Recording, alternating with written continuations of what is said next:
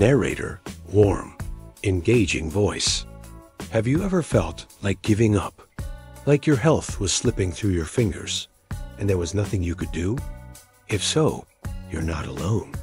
And today, I want to share with you a story that just might change the way you see diabetes, aging, and the power of small decisions. Robert once said something I'll never forget. I thought I was just waiting to die, until I decided to fight for my life. He's 68 now, and has been living with type 2 diabetes for over 20 years. At one point, he almost lost his eyesight. He had constant nerve pain.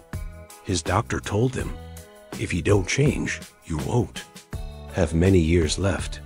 But today, he's walking 3 miles a day, cooking his own meals, and mentoring others with diabetes. This is Robert's journey, and it just might change how you see your own. Robert was 48 when he was diagnosed. He was working full-time as a truck driver, grabbing fast food between deliveries, drinking soda to stay awake, and having a couple of beers to wind down at night. He started noticing he was thirsty all the time. He was losing weight fast, his vision got blurry, and he was using the bathroom constantly. The blood test confirmed it, type 2 diabetes. But like so many, he didn't fully understand what it meant. He thought, I'll just take the meds and keep going. And for the next few years, he did just that. No changes in diet, no exercise, just pills. By age 55, things got worse. Robert couldn't drive safely at night. His vision was too blurred. He had numbness in both feet. He once fell stepping off the truck because he couldn't feel the ground. The doctor said he had early signs of diabetic retinopathy and peripheral neuropathy. His A1C was over 9. And that's when he hit a wall. I was scared, Robert said, not of dying, but of becoming a burden. He quit driving, and for the first time, he asked his doctor, if I actually change, can I still fix this? The doctor replied, it's not too late, but you've got to mean it. And that was the turning point.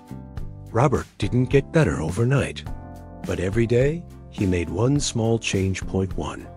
He learned how to eat right, swapped white bread for whole grains, replaced soda with water and herbal tea, started cooking his own meals with fresh veggies, lean protein, healthy fats.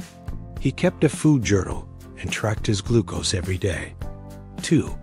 He started walking every day. At first, just 5 minutes around the block. Then 10, then 30. Rain or shine, Robert walked. It helped lower his blood sugar, but also gave him energy and peace of mind. 3. He went to every checkup. No more waiting until something went wrong. Eye exams, foot checks, A1C tests every 3 months, like clockwork. 4. He focused on his mental health too. He cut back on stress, started listening to calming music, talking to friends, reading instead of worrying.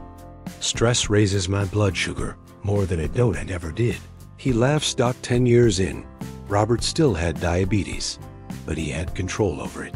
His A1C dropped to 6.3. His eyes stabilized. The nerve pain decreased. And most importantly, he felt alive again. 5 lessons from Robert's journey. *1. Know your enemy. Understanding diabetes is the first step to managing it. Learn what spikes your sugar. Ask questions. Read. 2. Pills can't do everything. Meds help, but lifestyle is where the real power lies. Food, movement, rest. That's the foundation. 3. Small wins matter. You don't need to be perfect, just better than yesterday. 4.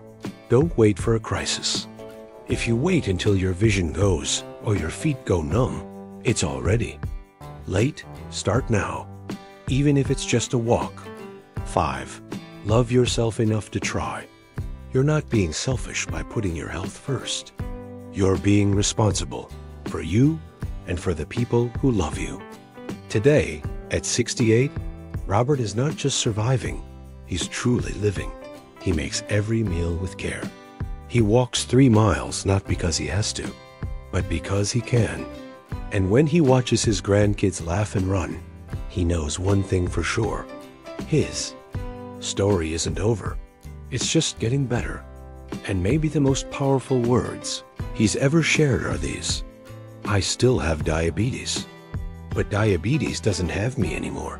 So if you're watching this right now, whether you're newly diagnosed or have been battling diabetes for years, know this: it's never too late to take that first step, and you don't have to do it alone.